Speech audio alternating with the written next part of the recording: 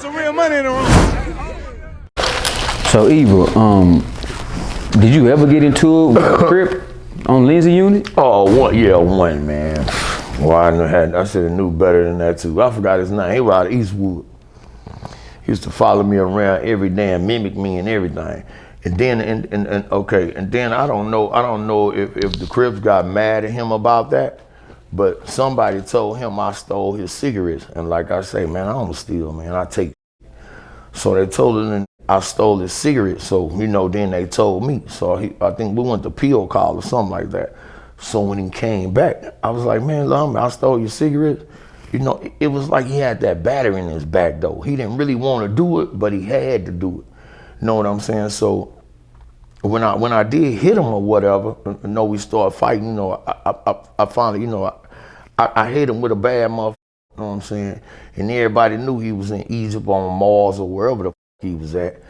But I started set tripping and gangbang, you know what I'm saying? I started, disrespecting the Crips and all that.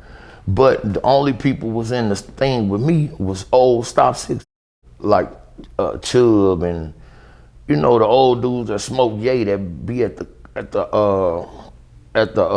car wash and all that, you know what I'm saying? So, but now I'm on some gangbanging, you know what I'm saying? Because now me and him done got into it, and it's like, I feel like y'all put the key in the little dude back because he been hanging around me and talking like me and walking like me for the last 2 months. You know what I'm saying? So and I end up banging him up, or whatever, you know what I'm saying? And then what's so cold about it, it was like, here go the cigarettes right here.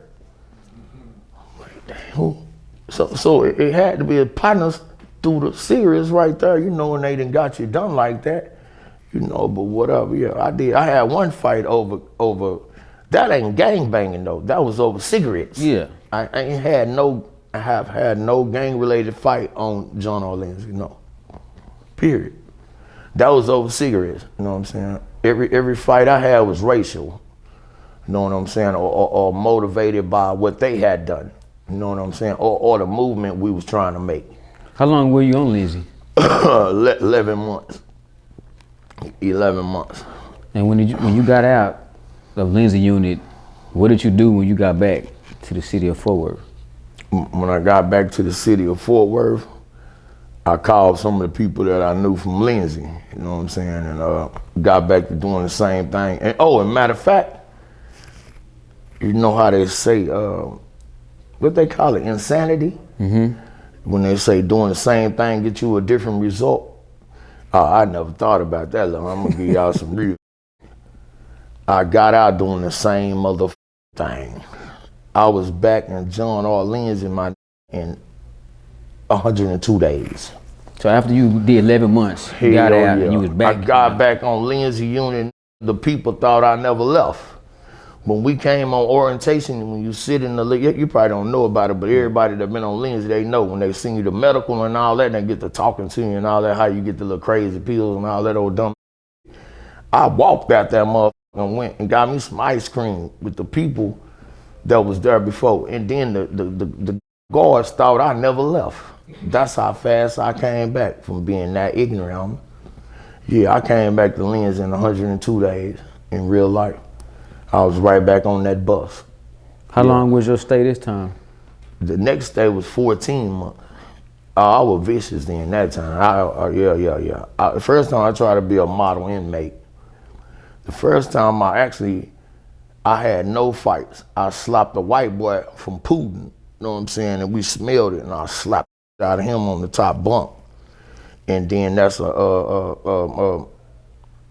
and then we hogged a white boy for his cigarettes. The same old little routine. We hogged the white boy for his cigarettes and dip and all that. You know what I'm saying? The same thing I learned the first time. Just the second time, I knew everything. You know what I'm saying? I knew every goddamn thing. So second time was like a cakewalk. You know what I'm saying? But I went to lockup. I only stayed, like in the regular buildings for like a month or two. Then I went to FOC. But the most was over there. And then the guards on FOC, right? They racial and everything, but they bring you alcohol, they bring the cigarettes, they bring everything. It's just about if you say him. If you say him, when he put you in there, he gonna call certain people out that he know in that thing and be like, hey, him right there, him right there, and him right there. You know, all right, we got you. All of them, they finna get beat. All the other white boys, they riding they bumps and shit. You know what I'm saying? Now the Mexicans, they gonna fight for they certain Mexicans, you know what I'm saying? But most of the time, the Mexicans got the Mexicans, but you can get the white boys, you know what I'm saying? The white boys either gonna fight or bust 50, you know what I'm saying? But you only can spend $35 in there, and you only can buy hygiene and envelopes. So either he came in with a bag and you make him ride and everybody fighting for him, or other than that, you know what I'm saying? It's just like basically all the white boys get hauled unless he just fight hard than a motherfucker. And then another white boy gotta come fight for him too in order for him to have him. Yeah, it was some real life race going down in there, man. Hey, real tone, there's some real money in the room.